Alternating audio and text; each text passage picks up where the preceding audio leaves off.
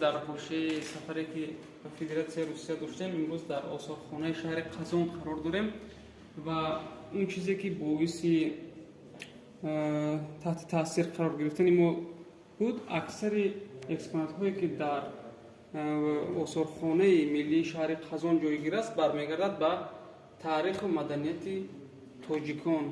Шумо бибинед инҷо гулистони Шайх Саади аст.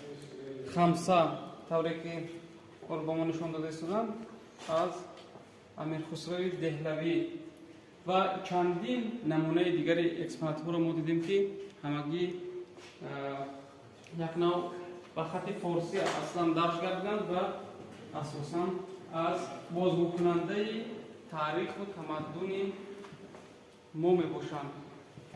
ва ҳамаи ин нуқтаҳо ба мо чиро ишора мекунад? мо мекунам ки имрӯз вақти он расидааст ки аз он чӣ ки дорем бештар истифода кунем, аз дастовардҳои миллимон бештар истифода намоем, чун ҳоле мо инҷа бо як назари иҷмолӣ аз ҳамаи ин экспонатҳо ба ин хулоса мерасем ки дигар миллатҳо, дигар қавму қабилаҳо аз хурдтарин дастоварди худ як дастоварди азиму бузург нишон медиҳанд ки албатта ҷои фикр кардан аст барои ҳамаи мо.